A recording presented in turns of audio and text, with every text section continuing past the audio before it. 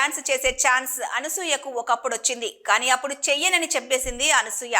ఆ టైంలో అదో పెద్ద కాంట్రవర్సీగా మారింది. అయితే మళ్ళీ ఇన్నాళ్లకు అనసూయ హరిహర వీరమల్లు సినిమా కోసం పవన్ కళ్యాణ్తో కలిసి స్టెప్పులేసింది. ఈ మేరకు అనసూయ తాజాగా యూట్యూబ్ పాడ్కాస్ట్ లో మాట్లాడుతూ అనేక విషయాల్ని పంచుకుంది. పవన్ కళ్యాణ్ అత్తారింటికి దారేదిలోని పబ్ సాంగ్ లో అనసూయ నటించాల్సింది. కానీ అనసూయ అప్పుడు నో చెప్పింది. పవన్ కళ్యాణ్, త్రివిక్రమ్ వంటి స్టార్లకు అనసూయ నో చెప్పిందంటూ అప్పట్లో అదో పెద్ద కాంట్రవర్సీగా మారింది. తనకు నచ్చలేదు కాబట్టే ఆ ఆఫర్ను తిరస్కరించానని అనసూయ ఎన్నోసార్లు చెప్పుకొచ్చింది. ఇక ఇన్నేళ్ల తర్వాత ఇప్పుడు పవన్ కళ్యాణ్తో హరిహర వీరమల్లు అంటూ అనసూయ డ్యాన్స్ చేసింది. ఈ విషయంలో తాజాగా అనసూయ స్పందించింది. అప్పుడేమో అలా రిజెక్ట్ చేయడం, ఇప్పుడు అంగీకరించడం వెనుకున్న కారణాలు చెప్పేసింది. అప్పటి మైండ్ సెట్ వేరు. అప్పుడు నాకు చాలా విషయాలు అర్థమయ్యేవి కావు.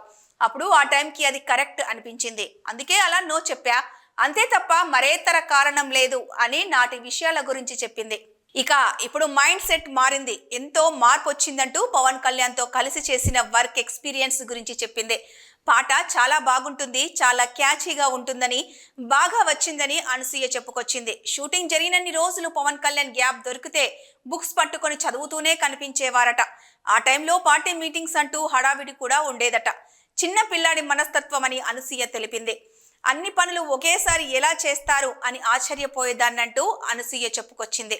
అంత ఫ్యాన్ బేస్ ఉన్నా కూడా ఎంతో హంబుల్గా ఉంటారు. ఎంతో మందికి స్ఫూర్తిలా నిలుస్తారు. ఎన్నో త్యాగాలు చేశారు.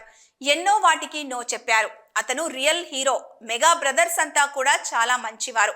చిరంజీవి గారు, నాగబాబు గారు, పవన్ కళ్యాణ్ గారు ఒకే వ్యక్తిత్వంలా అనిపిస్తుంది. నన్ను బయటంతా కూడా మెగా కాంపౌండ్ నటి అని అంటారు.